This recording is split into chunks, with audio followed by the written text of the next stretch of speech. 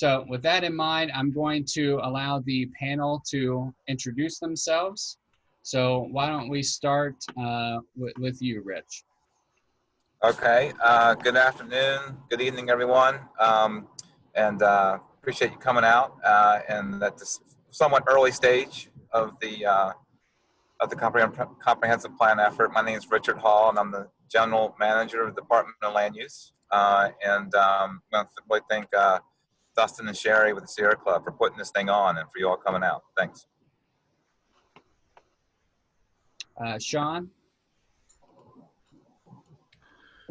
Hi, I'm Sean O'Neill with the University of Delaware's Institute for Public Administration. I've been there for a little over 3 years. At IPA, I work with many of the 57 municipalities throughout the state, as well as all 3 counties. In Newcastle County, since I've started at IPA, I've worked with Newark, Wilmington, Ellesmere, Newport, Delaware City, Middletown, Clayton, and Smyrna, as well as Newcastle County. So very happy to be here today. We primarily do comprehensive planning and other applied research work, housing projects and things like that. I also manage our local government training program, which has 3 primary courses that cover the basics of comprehensive planning in Delaware for local communities. So those are held from mid-January through early March, and I think we'll touch on that a little later. But when we have those dates, I'll certainly provide them to Dustin to make sure everyone's aware. So thanks for having me here today. Thank you very much. Tricia? Hi, I'm Tricia Arndt. I'm with the Office of State Planning Coordination. I've been with that office since about 2017. I am the Circuit Rider Planner for Newcastle County. The way the office is structured is that there's a specific planner for each county. And then, of course, we all work on statewide planning issues in addition to county-specific issues. I just want to mention that prior to coming on board to the planning office, I did work at the Department of Natural Resources for, I would say, over 15 years. I was an environmental scientist and a planner. So I take with me my information and my experience there, and I bring it into the state planning office. So I suspect your questions from your advocacy group are going to be near and dear to my heart. So my role in the process, with the comp plan process, is to assist the county with, in a technical capacity or in an outreach capacity, and help them through the certification process. So I appreciate being here to answer questions. Thank you. Ed? Good evening. My name is Ed O'Donnell. I'm with the University of Delaware Institute for Public Administration. I also work with Sean on some of the comprehensive planning, training, and projects. Also some research projects with the Department of Transportation. I'm the former general manager of the Department of Land Use, and I'm looking forward to our discussion tonight. Bill? And good afternoon, everyone. I'm Bill Switek. I'm a principal planner with the Wilmington Area Planning Council, or WilMAPCO, and I'm here tonight as an auxiliary speaker, I guess to talk about any of the interconnections with transportation. We do a long-range plan for transportation in the Wilmington region, as well as a number of other community plans that look at transportation and land use issues. So happy to be here tonight. Thank you very much. Rich, do you know if Stacy is on? Yes, I Stacy. am. Yeah, there she is. Yeah. Wonderful. Stacy, Hi there, everyone. I'm Stacy Dahlstrom with Newcastle County. I'm privileged to be here tonight in support of Rich and all of you, including the community partners on the panel, as well as the community, in supporting Rich and helping you with your questions and answers to get the best Newcastle County comprehensive plan we can get. Wonderful. I appreciate you guys very much for agreeing to answer questions directly from the community. I think this is a really important way to kind of lay that foundation so we can engage. And with that in mind, I would like to ask the first question, and I'm going to ask Tricia, since you have a lot of background on the state side, could you just go over what is the comprehensive plan, kind of what does comprehensive mean in this context, and kind of lay out what's required to be a part of this? Okay, sure. I'd be happy to. So in its shortest form, the comprehensive plan is, the vision for the future of, the town, the local government, the municipality, and in this case, the county. It's a long range plan to guide development, to guide preservation efforts. It's required by law, so you have to have a plan. And a lot of folks will liken it to a constitution for the town or county. So it's a document that directs the use of property. It is, like I said, long range. It's an ongoing process. These plans have to be reviewed every 5 years. They have to be updated every 10. And it's really, you could think of it as a partnership, a planning partnership between the local government and the citizens and the planning board and the elected body. Really the idea being that everyone's working together and the input is being collected. And this is the vision, the collective vision that the community wants for their town or their local government, or in this case, their county. I have a question. And my question is, what are the steps that are involved in the development of a plan, a comprehensive plan? Okay, so for that, I'm going to turn most of this over to Rich because they're deeply involved in it. So we're in the preliminary stages where they're reaching out and they're gathering information and they're getting the word out there, and they're generating that buzz and that interest in beginning the plan. Different communities do it in different ways. The way that we have it structured is there are certain required elements, and it's different for towns that are smaller than 2,000 people. They have less capacity and they have less requirements within a plan for a smaller town. And with the larger towns, again, it's not a very prescriptive, this is exactly what your plan should look like. Because we understand that our 57 municipalities and our 3 counties are so unique. So it's not something that the state can mandate. Everyone must do it the same way. It's not a one-size-fits-all process. Of course, there are certain steps that must be undertaken. There's a preliminary land use review service where you have input from state agencies. There are other aspects where you have to show that you have coordinated with the public, you have gathered public input on the plan, but that varies to all sorts of degrees. If you think of it along the lines of, if you have a town like Hartley, little Hartley, compared to Wilmington, they just don't have the same needs, they don't have the same capacity and the same resources for planning. So like I said, it's not a one-size-fits-all description of how these plans are put in place. So I'm going to turn that over to Rich or Stacy to go over what they envision their plan looking like and how their plan is going to come together. I think it's a good outlining of the general overall approach, which you would expect, again, at the state level. And I think, as Tricia mentioned, every local government's different. It's not like a cookbook necessarily. There are certain things we have to address. Every plan has to address certain chapters or elements, as they are called. And they cover a lot of the kinds of things that you would expect, ranging from economic development to land use to services and environment, and a lot of expected chapters. And some of them overlap. It just depends how the documents ultimately come together. I would say a couple things that we're really trying to emphasize with this update or rewrite of the plan. Like Tricia mentioned, they have to be updated every 10 years, and the update can be pretty surgical, pretty minor, or it can be pretty major. I would say that we're looking at on the continuum of minor to major. I think I'd argue at this stage, and we're very early on, we're probably leaning a little more on the major side than minor. But a lot's determined on you, what we hear back, what the key needs are, what we're hearing, and that type of thing as we engage people. 2 other things I'd mention is, speaking of engagement, we really are trying to emphasize engagement. And again, like I said at the beginning, really excited that the Sierra Club stepped up and put on this forum. It's a forum that Sierra Club's putting on. We certainly encouraged it, but they're putting it on their own volition. And we're more than happy to be here. And I think some other stakeholder groups will be copying the Sierra Clubs as clubs out front. And I know, for example, the Committee of 100 is going to be doing one of these kind of events sometime soon, hoping other stakeholders do the same thing. So we really are trying to emphasize folks making it their plan.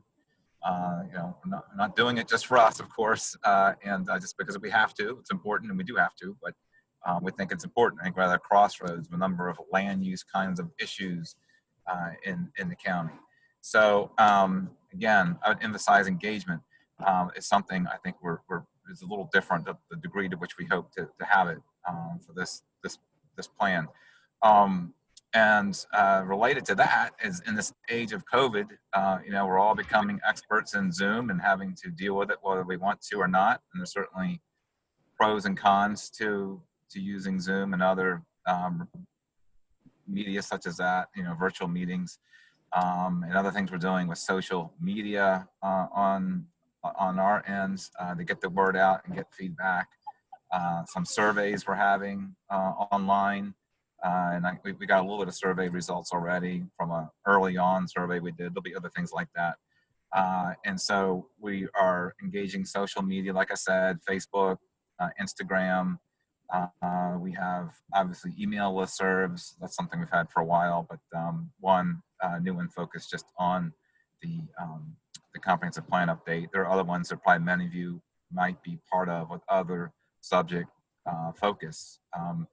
And we're also having a stakeholder committee. And that is something you can certainly sign up for on our website if you want to be on the stakeholder committee.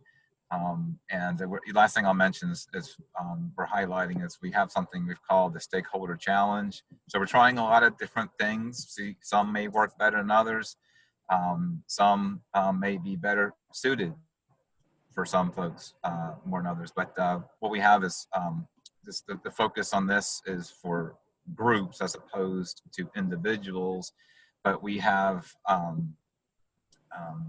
think it's like around 5 questions, are pretty basic questions, and thinking people will answer them in their own way. So it's not really set up to be a scientific survey. It's purposely low tech.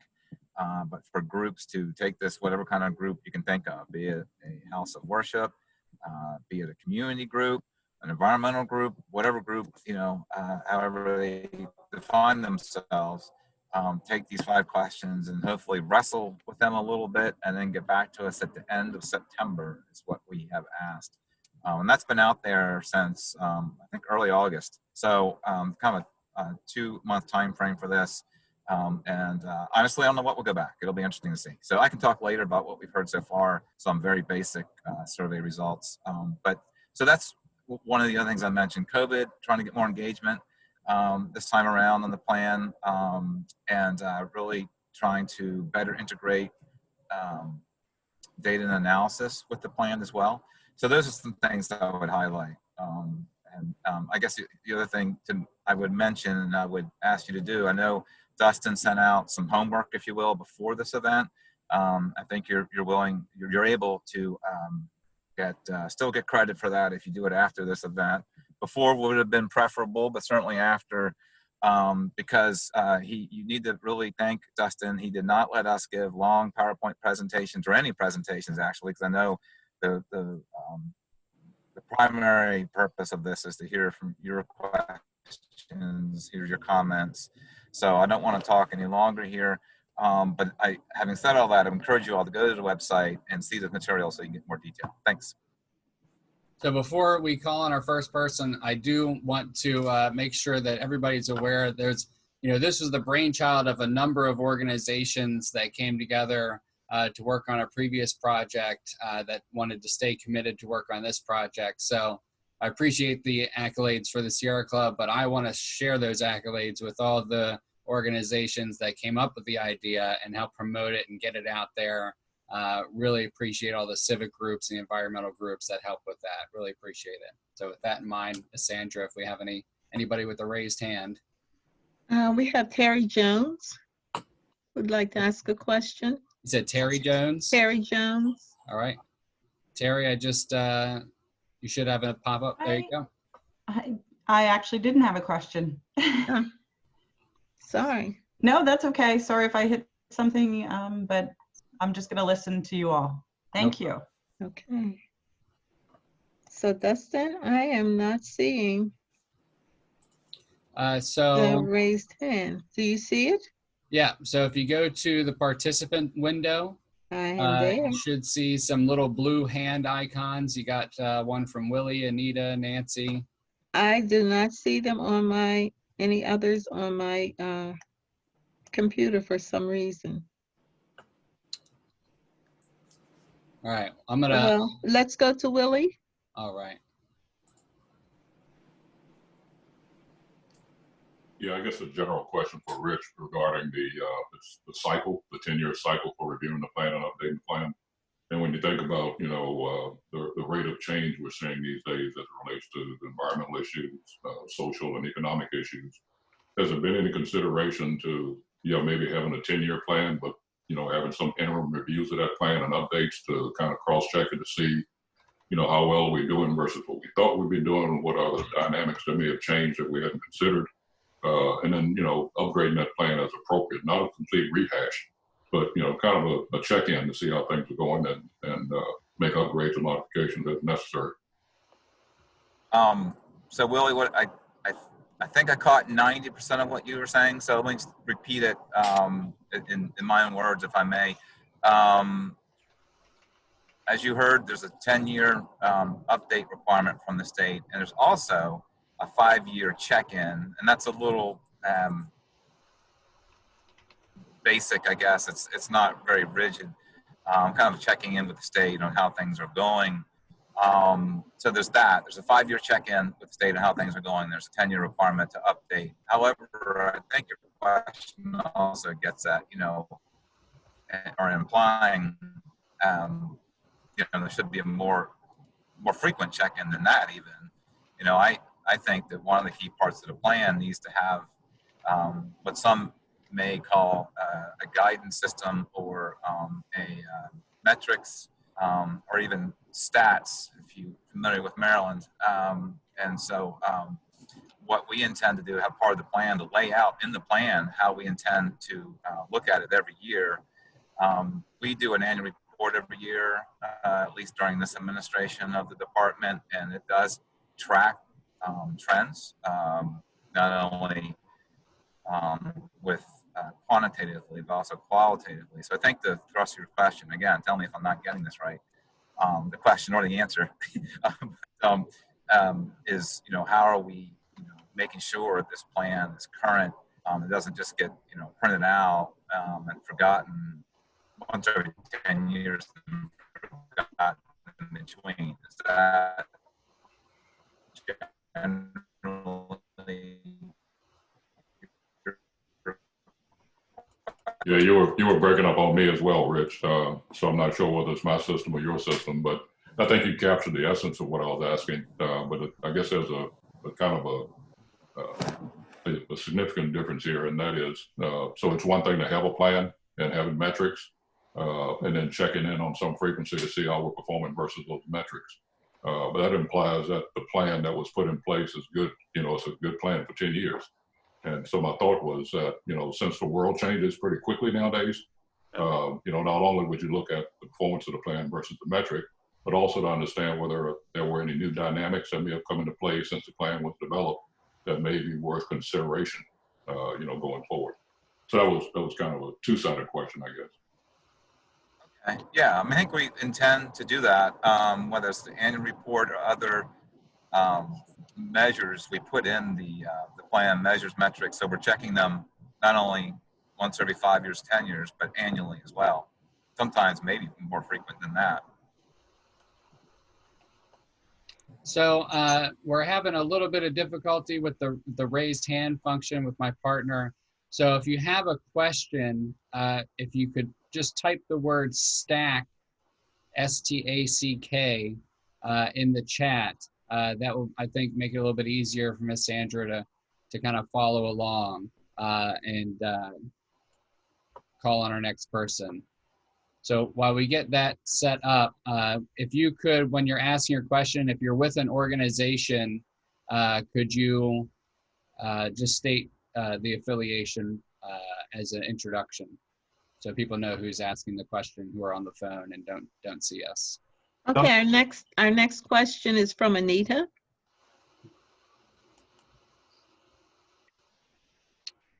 Anita, you should get a unmute request. Oh, got it. Thank you very much for having this presentation.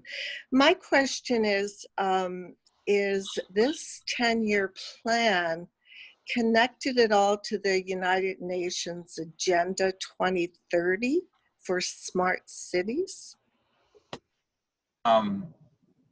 So this is Rich. I recall there was a component of a United Nations directive called Agenda 21 that got a lot of attention in the past. I've frankly not heard much about that lately. So I think some of the goals are certainly at a general level similar. It's about sustainability and growing smart and protecting the environment, those kinds of things. You know, I've heard people more use that whole Agenda 21 thing as frankly more of a, I'm not saying you're doing this, just to sort of give everyone full background here. When people mention Agenda 21, I've heard people mention it more in a negative way, and we're bringing in the UN and that kind of thing. Frankly, in a previous job, I was in front of a group of 300 people, and they all said that I worked for the UN, because I was promoting Agenda 21. I'm not making this up. I pulled out my state ID card for the state of Maryland and all kinds of other things. So, and I'm happy to have that debate with anybody. But so when you said Agenda, the UN, I was getting a little nervous. But at any rate, many of the goals are the same. I guess the other big thing about the Agenda 21 is it speaks to climate change. So, Actually, I was referring to the 2030 goal, since you said this was a 10-year plan. Oh, okay. So thank you for that. So it is a little confusing. So there's a 10-year update to the plan every 10 years. However, the time frame, or what us planning nerds call planning horizon, is a 30-year look. So we are planning for the year 2050, actually, 30 years from now. Okay. So, okay. And that's why you'll see on a lot of our branding, our brochures and other things we have, it says NCC 2050. Yeah. Right. So, so go ahead. How much input does the UN agenda plan for smart cities globally? Actually, does it have weight in terms of our little state of Delaware? Well, wait, I mean, those things are important points, and I think a lot of them are good planning, sustainable development principles. When you say weight as far as officially, you know, not really. Not really. So, okay. Right. But I think the issues have weight because they're important in their own right. I'm very, very adamant about not buying into the smart city agenda. So we're gonna have to keep the conversation moving. We got a line of people lined up with questions. Thank you for answering. Sure. Justin, could I just jump in on that question? I just wanted to say that from the state's perspective, the requirement for these comp plans is coming from Delaware code. And I assure you, I don't see any references to the Agenda 21 or 23 or 2030 in Delaware code. So I can definitely assure you of that. Okay. The next speaker is Nancy Willing. Hi, thanks for this really great amount of people paying attention this evening. My question, I wrote it in chat, but then I saw that you weren't referring to chat questions initially, so I raised my hand. But you know, Sussex County just did the DelDOT MOU. Theirs hadn't been updated since the 90s, I believe. The Newcastle County MOU with DelDOT, which is basically level of service agreement. We have that was the last time when Chris Coons was in the executive office, a 2007 comp plan. So it's I believe, a 2008 MOA. So what discussions have been ongoing with DelDOT in forming a new MOA based on level of service with Newcastle County for this comprehensive plan? Well, Nancy, you kind of dropping to an important but specific issue as it relates to growth, and that's fine. As you know, we have the level of service legislation. Still have to have a transportation level of service plan for a specific area before that can really take effect. But the MOU memorandum of understanding with DelDOT has a lot of basic components to it. We are talking about updating it. The main update would really be the level of service provisions with them. Other than that, I don't really have any more specific to tell you on the MOU with DelDOT. It's all the basic things that one would expect to be in there. Again, the main thing's updating it and we're working to do that with them with that legislation that was passed a year or so ago. Okay, the next person is Jay. Yes, I have two questions. First of all, you asked to identify the organization. I'm a member of the Sierra Club, though I don't presume to speak for them in this case. Two questions. First of all, since the time of the last comp plan, we have had a major revision of the Coastal Zone Act in the state of Delaware.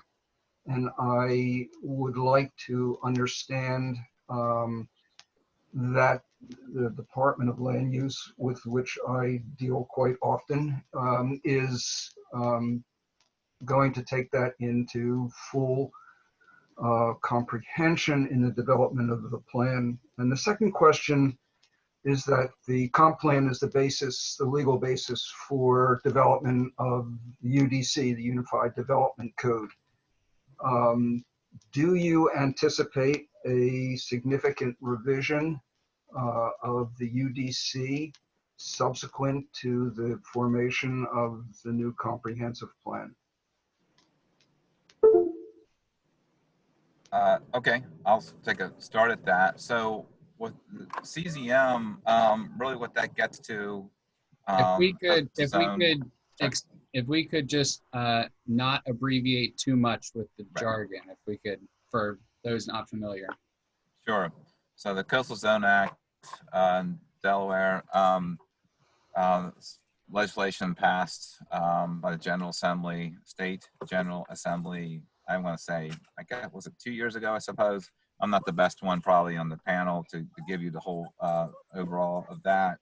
But what that does, especially in the case of Newcastle County, it looks at the industrial sites along the waterfront, essentially areas that are either already industrial or previously industrial, and it seeks to set forth parameters for how those areas can be developed or redeveloped. So we have, I mean, for us, other than some site level details on how restoration and the particulars of how the individual site is developed, it doesn't change a ton, really, quite frankly. I mean, again, at the site level, there's specifics about how the sites have to be redeveloped, but the broader sort of land use sense of things, it doesn't really have a big effect on what you can build where. It does make some sites easier to redevelop, some industrial sites that are previously developed. So that's now. So that's kind of where we are now. Going forward, there's been a number of discussions about industrial developments in the county, to a large, especially some of the more what I would call legacy, older industrial developments and what they can do going forward, and neighborhoods adjacent to them. So that's something we, I think certainly is going to be talked about, and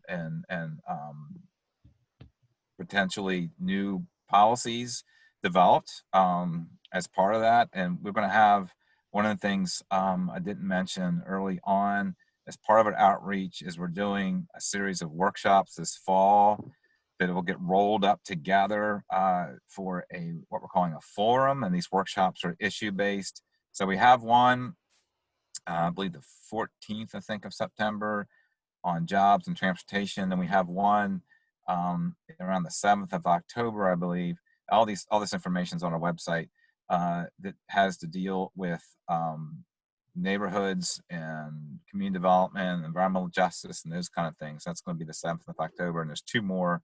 And then all 4 of those get rolled up, like I said, in November into an overall forum to help set some of the goals and policies, begin the policy discussion going forward. So that's how the plan would seek to address some of those. And in the end, I'm glad you mentioned this. You're absolutely right. Delaware is one of the states, as is my home state of Maryland, where the comprehensive plan certainly has more status than your average state in this country, I would argue. It has a legal status. It's not law by itself, but it drives, there's a legal link to the zoning, the subdivision regulations, and in Newcastle County, those 2 things are combined in what we call the Unified Development Code, or the UDC. The question, though, was, do you anticipate a updating of the UDC subsequent to this comp plan? There's not a requirement specifically, I don't believe, that you have to update it following the comp plan, though it has to certainly adhere to the boundary set down by the comp plan. But would you anticipate an updating of the UDC? Yes. How much, right now, it's hard to say. We just started the comp plan, but yeah, I think we will be recommending some changes to the UDC. What those will be and how far reaching, I honestly just don't know. It probably wouldn't be appropriate for me to say at this point anyway, because we haven't gone through the plan process yet. But no, that's what the plan is for. If you're going to have significant changes in UDC, you really should start with the comp plan. So thank you for that question. If I could just to go back to the initial question and the relationship to the Coastal Zone Act, and I'll get off, I don't want to monopolize the time, but to environmentalists, there are a lot of gaps in what the state set down as protections in the coastal zone. And I think what happened with Crota recently, may be indicative of that kind of thing. So I would think that there may be a greater role for the local comprehensive plan for Newcastle County in looking at those gaps in the Coastal Zone Act, which can be a danger and a threat to the community generally, and particularly as a matter of environmental, equality, if you will, and many of the communities that live near them. So it's certainly foreseeable that the plan could do that. It kind of depends on, where the recommendations come down, what feedback we get. But that is certainly something the plan could do. It could, speak to additional protections in that area or other policies, and then that could lead to changes in UDC. So that's certainly something that could happen. I can't prejudge right now whether that will happen, but it certainly could happen. Understood. Thank you. Yeah. Victoria has a question.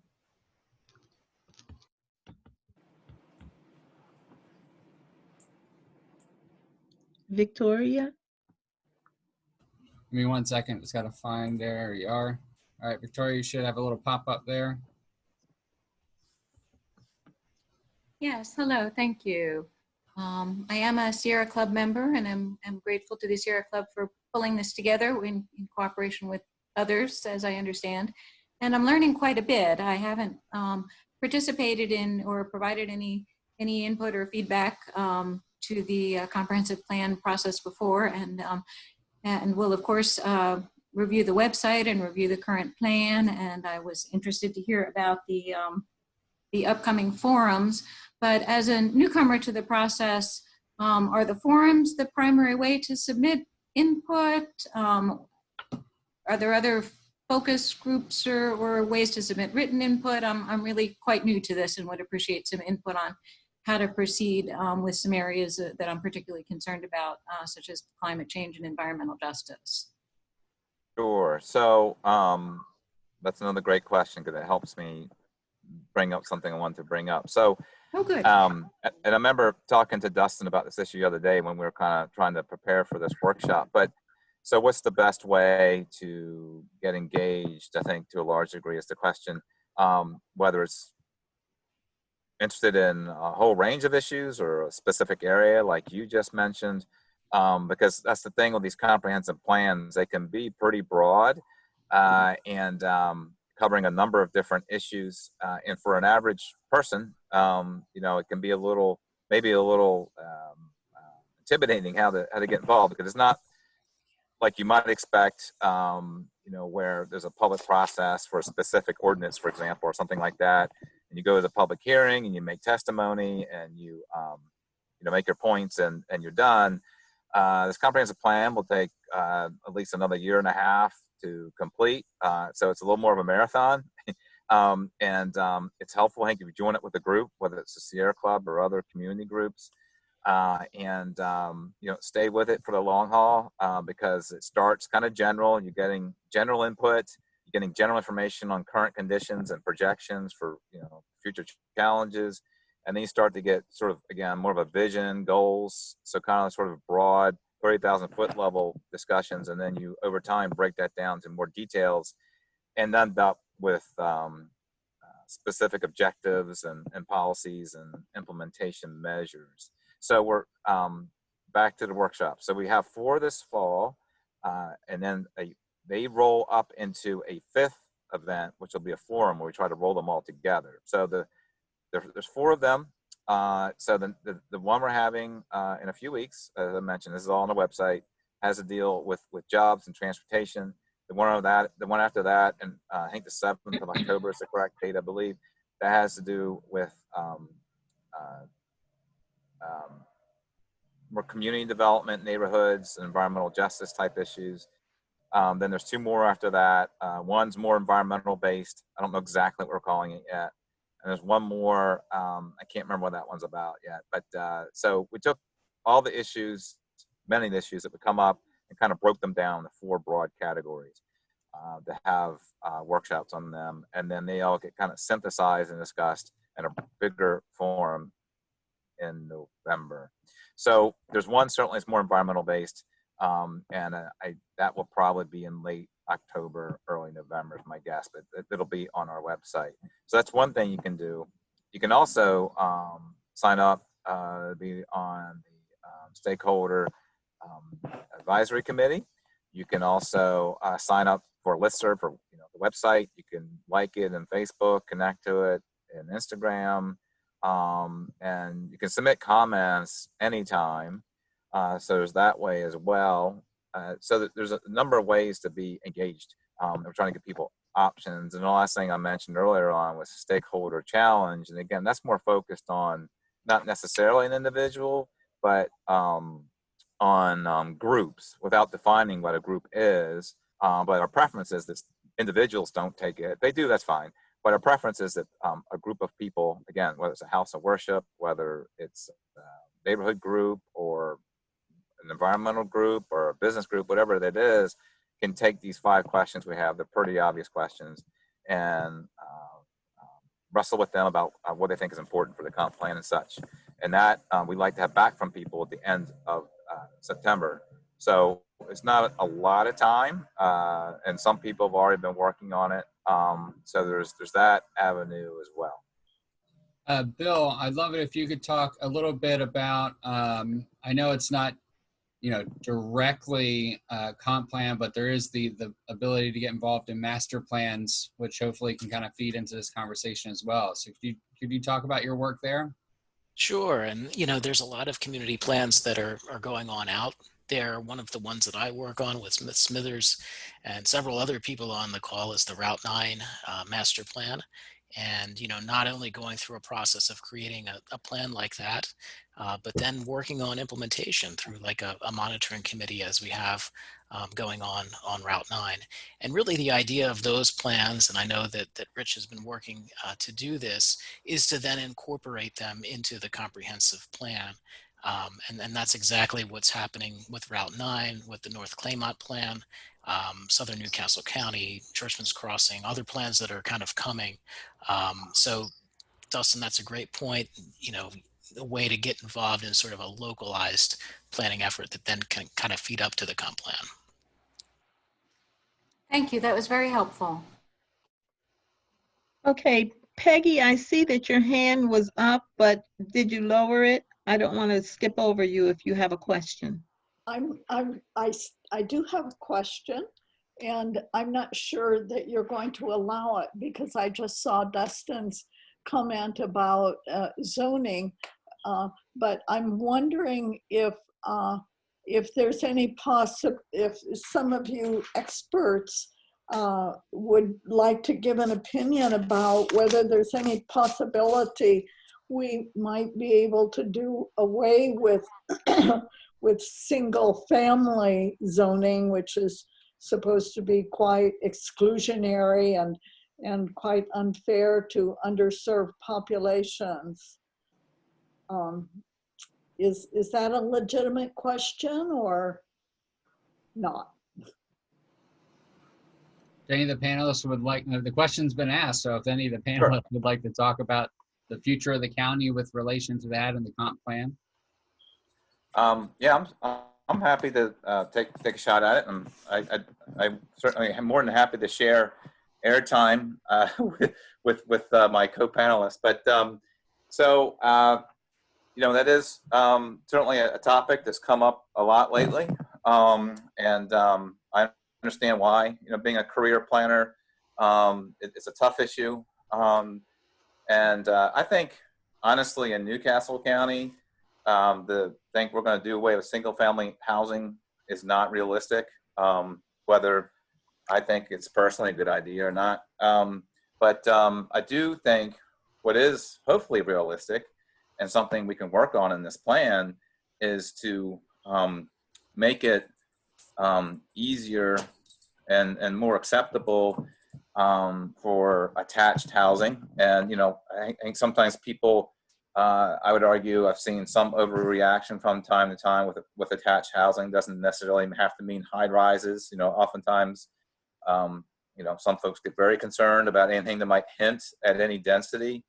But I think if we're going to have a sustainable future in a county like Newcastle, that's in the middle of the Mid-Atlantic area, and it's going to get some growth, whether folks want it or not, to be able to have, again, appropriately located and designed housing that can be attached, multifamily, and there's a range of multifamily, that's something we need to try to figure out. It's not only important for the environment, land use, and infrastructure. It's also important because often to have affordable or moderately priced housing, you can't have your whole community be single family detached homes. So that's again, that's a tough issue in almost any community I've ever dealt with.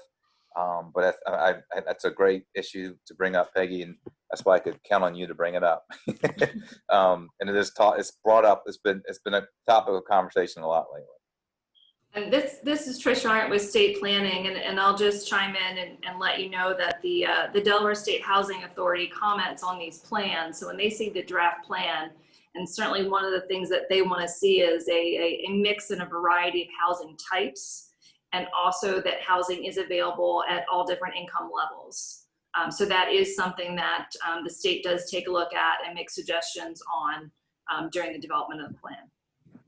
Hi, this is Ed O'Donnell. I'd just like to kind of support both Tricia and Rich's comments. I don't think it's ever been a question of whether or not we have single family housing or not.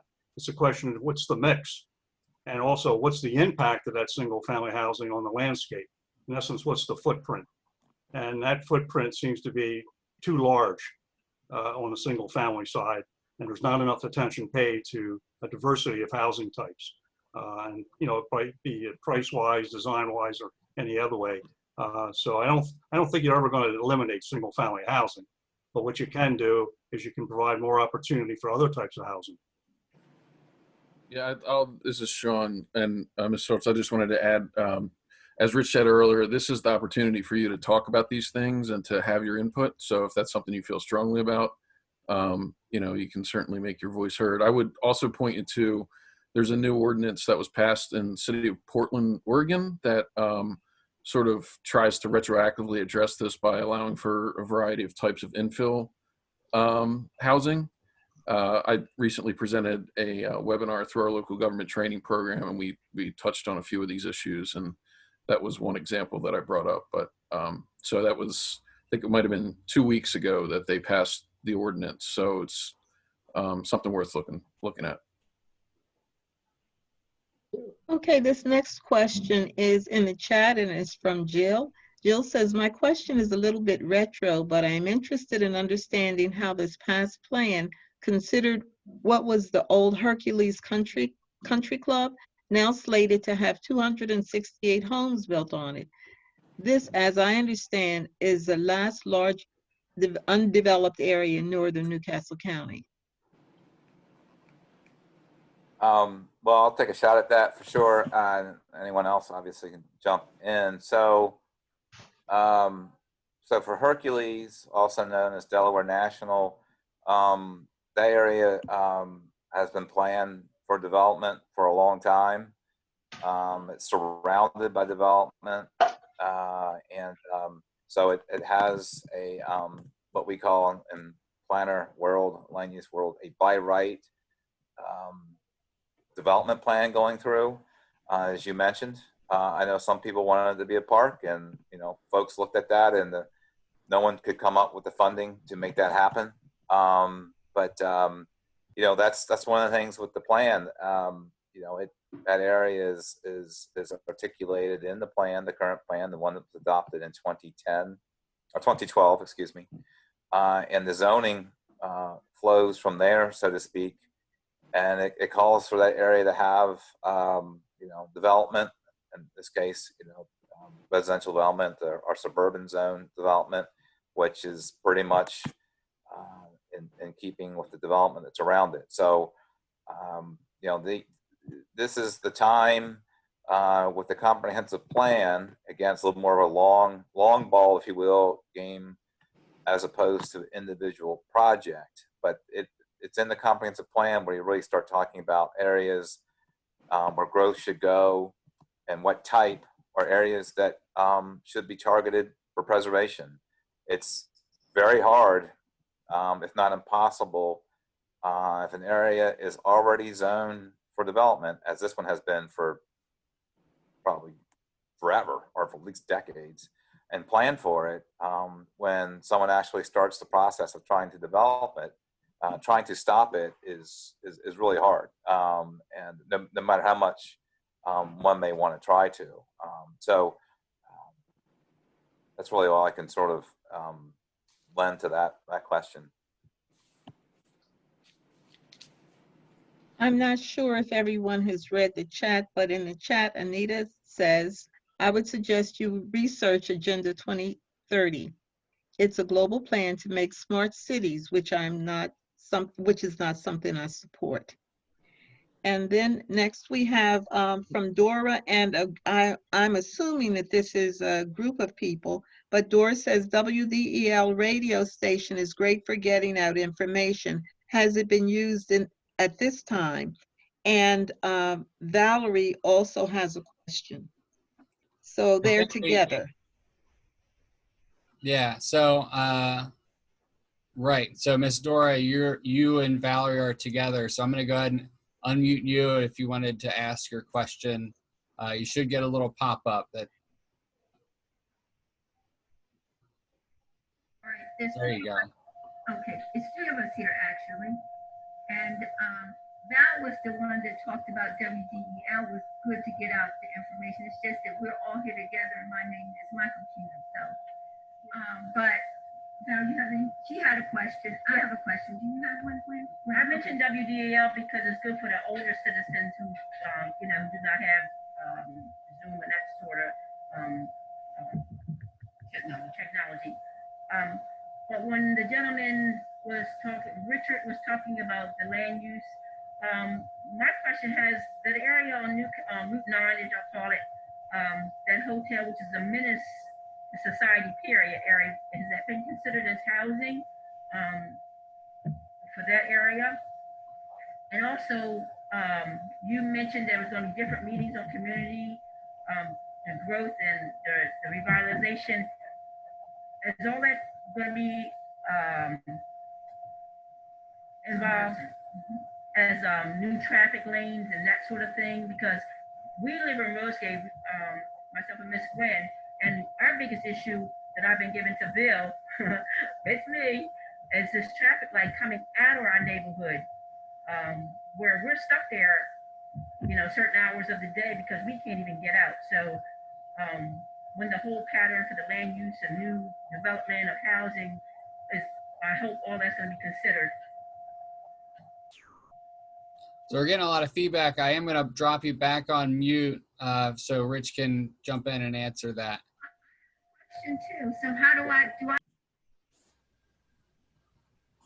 Oh, sorry. There should be a little pop-up for you. Miss Dora, you got a pop-up there? question as well? There you go. Okay, sorry about that. I have a question as well. Bill, I'm sorry, Mr. Switek is the, I think the facilitator or whatever for the Route 9 monitoring. And I think it's a good model. So I'm wondering, he did sort of touch on this. So is the Route 9 going to parallel with the comp plan? So it's going to run at the same time? Because in my head, I was thinking that it was the forerunner. But what you're saying, from what I can understand what you're saying now, is that this Route 9 is going to parallel, is going to go at the same time that the comp plan is. Because the Route 9 to me seems to be a good model because it encompasses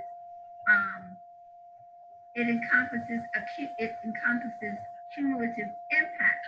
It has a lot of various subcommittees, if you will, that antennas the community with different issues, as I think it was Rich Hall was talking about, where the comp plan or land use does not have anything that connects with the health of the people that are being impacted by what's already here.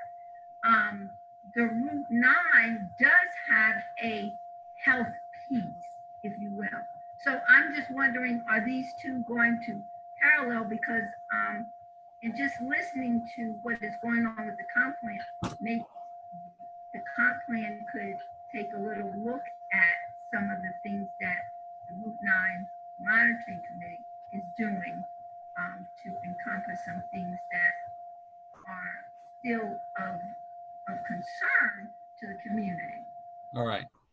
So we'll get to those two, and then we'll come back to you if you have more. So, Rich, I think the first question was for you.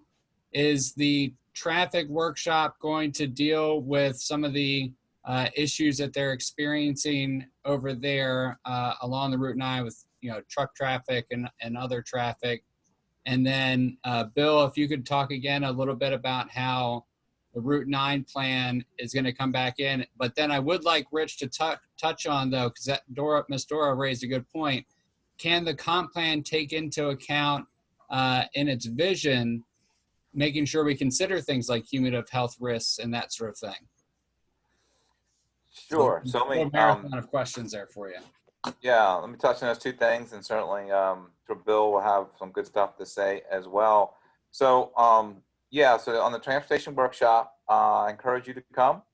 And again, I think it's the 14th of September. All this is on the webpage, which is all in the materials that Dustin sent out to you all before the meeting. But certainly you can call us or come to our website at any time to get that. And you know, keep in mind, part of what we deal with, what we address, and what becomes a priority in the comp plan, whatever it is dependent on you all. And because there's so many things it could address potentially, there's some things it has to, you know, some things up front we have to deal with. But you know, to make something a priority, I encourage you all to continue to participate. I know it's asking a lot because there's a number of different things going on. But honestly, that's really just the best advice I can give you, which is good if you have a team approach, because the number of different ways that folks will have to engage over the next year and a half to 2 years, it's kind of hard for one person to carry with the same interest, if you follow me. So transportation, yes, please come out and speak to those issues. We intend to touch on those. And, you know, again, if you're there and others, you know, we can certainly spend more time on them. And those by nature would flow, so to speak, into the comprehensive plan. The comprehensive plan will address you know, transportation issues to some degree as well. The other piece about the Route 9 plan, that's what we call a sub-area plan. I know Bill was the lead staff on that, and for the most part, as developed before my time here. I came here at the beginning of the Meyer administration, so I've been here for 3.5 years. But I think a lot of people learned a lot of things in that plan. Now, granted, it's at a degree of detail because it's focusing on a fairly specific part of the county. So that enables it to get drill down, get to the community scale kind of issues, which I think was great. I think it was like some really groundbreaking kind of work in the planning world of Newcastle County, the land use world of Newcastle County. And also, you know, around that time that was getting going, integrating health and healthy communities into planning really was a sort of new effort in the planning world, believe it or not. And I really think Bill and others that worked on that plan took that to heart along that corridor. So I think that's very important. And then we learn from that. So that's a great thing. We've had these sub-area plans where they've been able to sort of drill down and detail, again, really work at the block scale, the community scale. And obviously we can't get to that level of detail for every square inch of the full county, but we can learn things from things like that and try to drop down detail in places where certain issues have a localized importance. So I would definitely intend for the plan to take that issue up again at the county scale. And then I'll stop in just 1 second and turn it over to Bill. So and this might be a little layered or a little complex answer to the question, but the Route 9 plan is focused on the Route 9 corridor, as you very well know. Its status is it's a plan that was led by Will Mapco, and I know there's the monitoring committee, and that has been continuing, and we have staff that go. And our intention was and still is to recognize, to adopt that, to link it to the current comp plan, so it has some official status in the county, if you will. We still use it and knowledgeable of it.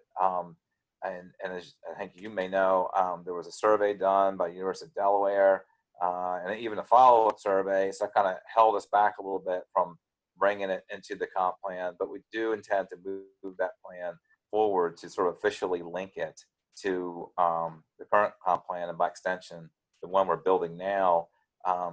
So it'll be more, I guess, officially linked to our planning efforts, whether it's in the near term with our current comp plan that was developed in 2012, or going forward to the new plan we'll have in 2022. Thanks. Yeah, and then Rich, I would just add, yeah, to Ms. Williams' question. I mean, I think it's both. It's going to be incorporated into the county comp plan, as Rich said, but we're continuing with that monitoring committee to address issues that come up that we weren't able to get to in the comp plan or in the Route 9 plan. It was a land use and transportation plan. That's what we had funding to go after. But as you mentioned, I mean, health was such a key issue that we wanted to kind of go back afterwards and form that subcommittee to kind of really work on some of the public health considerations along the corridor. That's led to work with UD's cooperative extension, agreeing to do a health assessment and action plan. So it's just all about, you know, what we're talking about earlier, getting involved in these groups and really helping to drive some of the projects. I think to one of your specific questions about Rose Lane, you know, there's a lot of transportation recommendations in the comp plan that DelDOT has taken to heart, or to the master plan that DelDOT has taken to heart, and that's led to a capital project that's coming on the Route 9 corridor that's funded for the construction in the mid 2020s. And I can assure you they're going to be looking at that intersection and trying to have some type of mitigation for the issue there.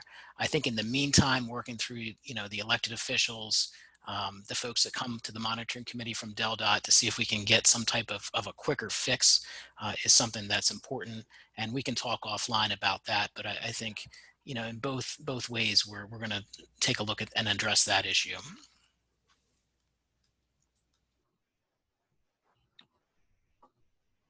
Sandra? And next we have a question from Cheryl. Cheryl, you should get a little pop-up. Hi, I'll even turn my video back on. So I have been a planner for many years. I haven't practiced in a while. When we used to practice in the old days and went 30 years out, we didn't have real dramatic changes right on the horizon. It was always just this nebulous future. We know that water is coming and Delaware is low. And in any of the mapping that NOAA does, if you raise the water at various levels, it has devastating effects on certain communities. In the old days, we used to use FEMA's 100-year floodplain, which is bull now. We got to have a different standard. So what standard are you going to be using? And is part of the planning process anticipating a worst case scenario? Couple things. We just got, within the past, I believe, 6 months, adopted, updated FEMA maps, floodplain maps. And FEMA is a Federal Emergency Management Agency. So just adopted those. We also increased or improved, because really it's a lower number, improved our community rating system score to one of the lowest in the country. There's basically a score that FEMA develops, Federal Emergency Management Agency, for how well local governments are performing with their flood prevention efforts. They look at a whole bunch of things. There's an audit.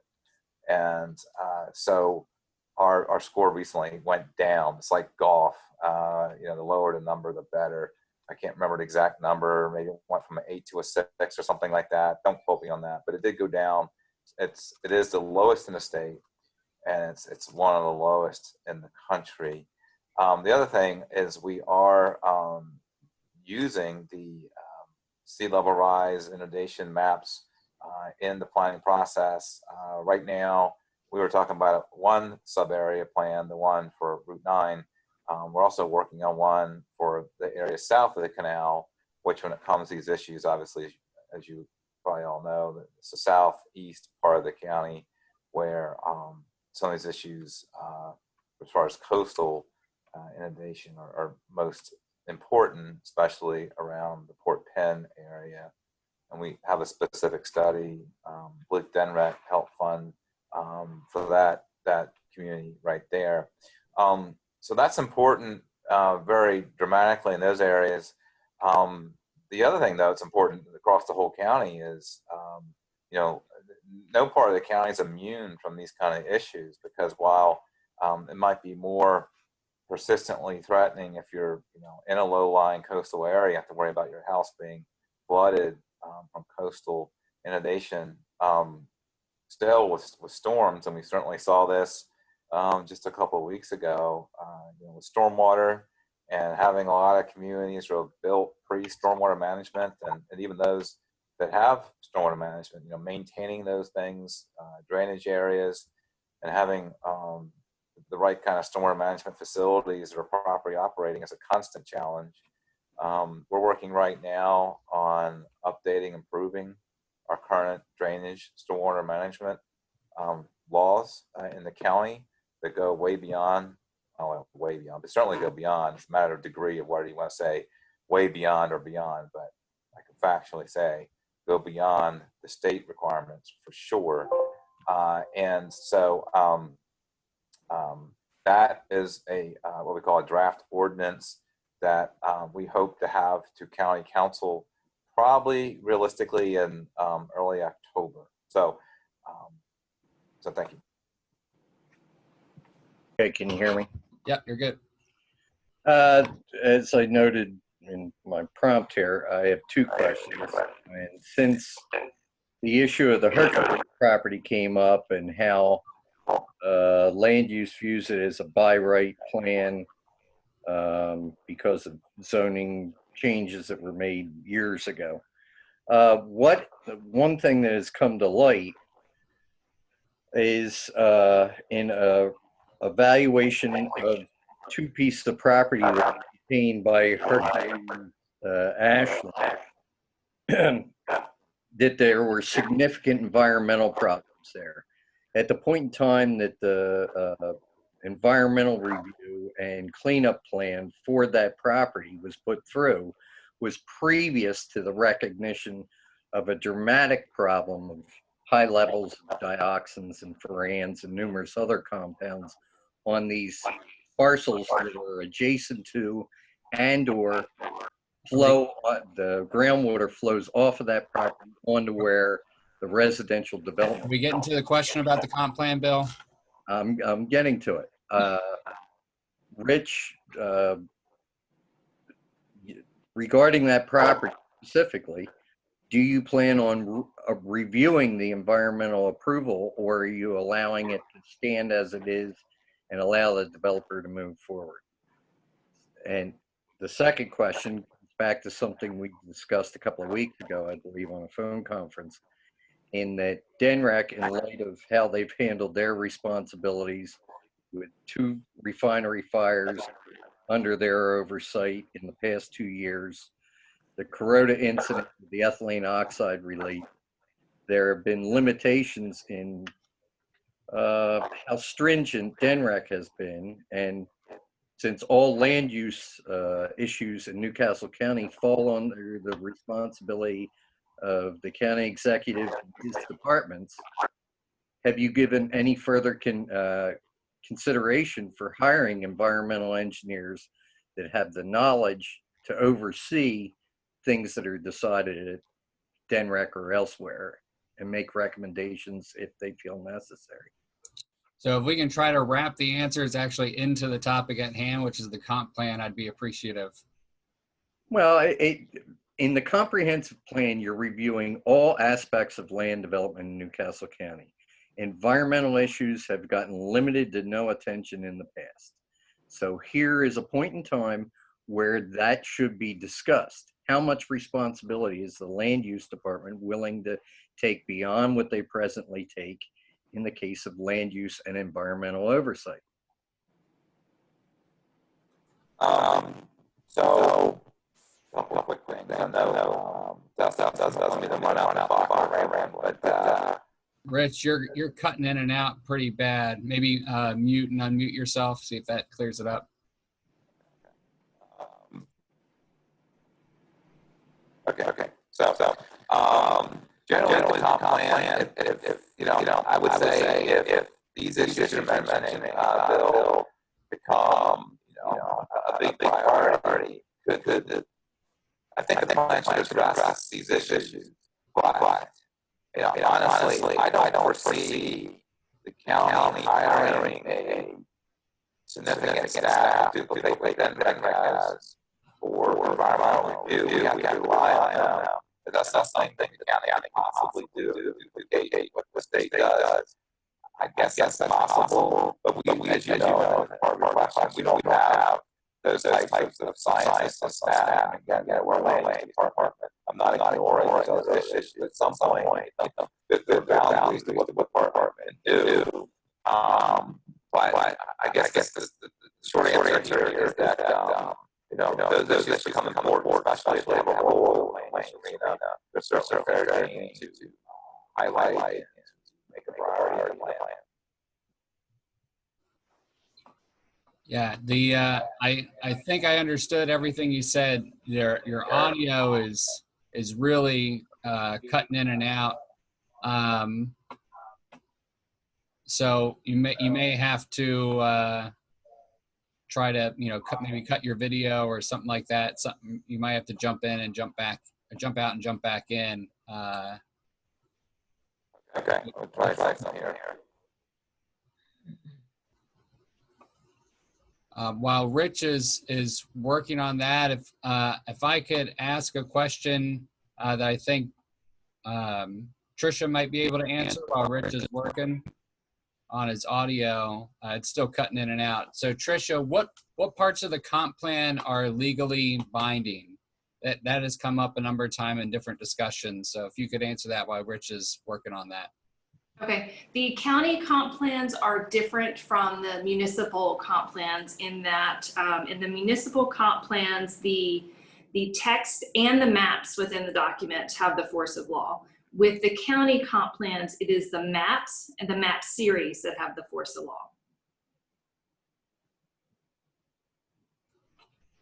In terms of the state requirement. So let me just clarify. So no development could occur that is not consistent with the maps of the comprehensive plan. Thank you. Rich, how are we doing on audio? Tell me, is it better now? It is not better now. Okay. Why don't you, maybe while Rich is working on that, we can go to the next question and then get back to him. Yeah, and Rich, if you want to call in for the last, we're going to wrap up here in about 10 minutes or so. So if, I'll email you the call-in number and you can call in for the rest. But yeah, if you want to go ahead, Miss Sandra. Okay, David Carter is next. All right, Dave, you should get a pop-up. Rich, I'm going to email you call in. I think I'm coming in. What I struggle with is I've been involved in comp plans. Parts get implemented, parts don't. And we've been doing the same thing, same 12 elements every time. Under Delaware Code, Chapter 26, and Trish, maybe you have experience with this, Section 2656G allows us to add additional elements, okay, when we have a peculiar or necessary area of concern. And we have three really big ones that need direct planning attentions in a comprehensive nature. And they're environmental justice, it's hazard mitigation, and the other is social justice. These tie into other things. So I can tell you, I do plan probably Tuesday night or to post and on the following week, introduced an ordinance to require those three elements be required by county code. And I don't know if you have experience with them or how you handle those. For me, sea level rise is important. We have to deal with it. But I just had a tornado come through in the north part and the southern part, and we were totally unprepared. Okay, things like getting rid of debris in an environmentally friendly way, we should be allowed to stockpile in open space areas, which we really can't right now. We don't know what to do with. So I'm just trying to get an idea. I don't know what's going to happen with the discussion. It's going through legal review now, but I fully plan to introduce an ordinance that requires us to add those three elements to our comprehensive plan. And I want to know from the state, and if Rich is on, he can answer as well. Of course, Rich will have a chance once we discuss the ordinance on the, on the floor and in the county, but I don't know if you have experience. What additional elements have been added? And particularly when we look at the contemporary times, I think these elements are critical and the state law hasn't kept up with them. Right. So I agree with you. You've got the code cited there correctly, and you can add additional elements as the community sees fit and as the local leaders see fit. And we're seeing more and more now that resiliency and sustainability certainly are coming into play, and we're seeing more elements of that in the plans. Healthy communities was mentioned earlier. Again, seeing more elements of that and how that all ties into transportation and land use and these walkable, bikeable communities. These are all elements of health that are important. So we are seeing these, I wouldn't call them new elements because they're not, you know, they're things that have been important to us for decades and decades. So I don't know the legal implications of including it as a specific ordinance for the county. I don't see that that would change the state code for the requirements. So that would be a local jurisdiction issue for you to address, but there's certainly nothing that precludes doing these additional topics of interest within your plan. You're still on mute. Rich, are you back? I think so. Can you hear me now? I sent you an email with the call-in number. You may want to just call in on your phone. You sound like a robot in a tin can. Okay. So Okay. Rich can pick that back up, Miss Sandra, once he calls in. There was another question that I'm seeing here from Dora Williams, and I'm looking to see, I don't want to put her ahead of other people who have questions. I think a couple questions have came up around zoning. So maybe Ed, if maybe you'd be able to answer, or Tricia, you might be able to answer. Is the comp plan going to take up the issue of zoning? The zoning changes come after the comp plan. When can people participate in changes in zoning? Because a number of people have raised issues about zoning. Ed, did you want to take that one? I think you've got quite a bit of experience, like you said, with modifications to the UDC and what have you.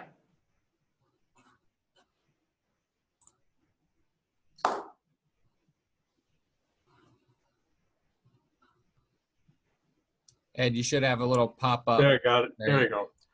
Under the current state law, I believe you have 18 months to change or to make your zoning compatible with your recommended land use plan. However, I would counsel you don't want to wait that long because it puts you in kind of a no man's land for those 18 months. You have a comp plan that says one thing and zoning it says something else.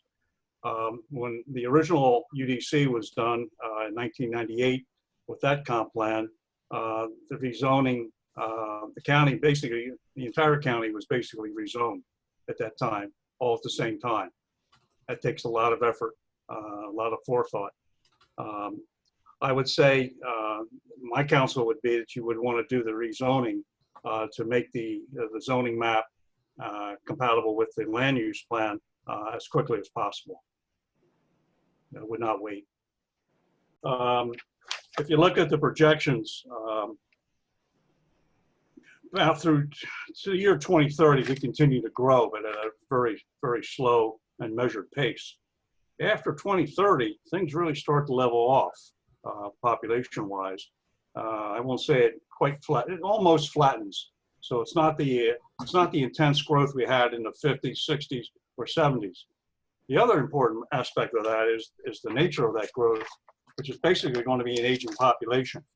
When you take a look at the average age of the county residents is projected to increase. The 55 to 74 and the 75 and older are the only groups, the only cohort groups projected to increase as a proportion of the overall population once you get out into into those time periods. So what is it? It's an aging population, and we're going to have to account for that, and that gets everything into services for seniors. How do you handle transportation for seniors? Housing, health provisions, everything. So it's going to be a different population mix, if you will, and characteristics that we're going to have to deal with looking out especially after 2030. In essence, we're all becoming older, you know, which certainly beats the alternative. You know. I believe we have Rich back if you want to kind of pick back up where you left off, but we do only have a couple minutes, so. Okay, real quick, can you hear me? Yep. Great. All right. Sorry, I had to switch over to the phone. I don't know what was going on. Apologize. I thought I was well connected. I believe Councilman Carter was talking about adding several required chapters elements. That's something, I mean, it's the first I heard of it, you know, but a lot of those topics, you know, we've talked about including them. That goes back to something I said at the beginning of this event was, you know, there's a lot of things that there's several things that have to be in the plan. There's a lot of things that could be in the plan, and how you define any one issue really depends on what's ultimately decided. So those issues that Councilman Carter brought up are certainly important issues. I think we would have addressed them regardless. If he has legislation, we'll certainly look at it. All right.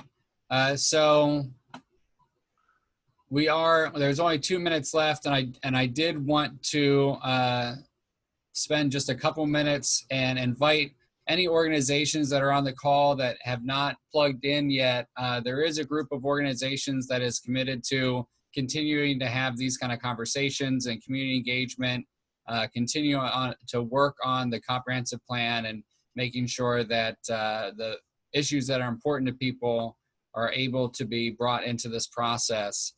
So if you're interested in continuing to work on this, whether it's to help plan additional meetings and events like this, or and to attend these workshops together and work with each other and learn and grow with each other, please reach out to me. My email is dustin.thompson@sierraclub.org. And I'm going to put it in the chat. You can also email us through our website, sierraclub.org/Delaware, or message us on Facebook, facebook.com/Delaware Sierra Club. I really appreciate everybody's questions and thoughtfulness and ability to stay concise. I just want to thank the panelists again so much and for coming out and speaking, even though we had a little technical issues at the end. I think we got a lot of questions answered in a relatively short amount of time. And so I appreciate you guys being able to keep things on point as well. If you had additional questions that you don't feel like you got an answer to tonight, please email them to me. Again, my email is in the chat. It's Dustin, DUSTYN, Thompson, THOMPSON, @sierraclub.org. And I will try to reach out to our speakers from this evening and get you the answers as best as I can, particularly if they're around the comprehensive plan, because we really want to help educate everybody, including ourselves. So your questions may lead us to answers that we were seeking as well and didn't know it. So we'd appreciate your continued engagement.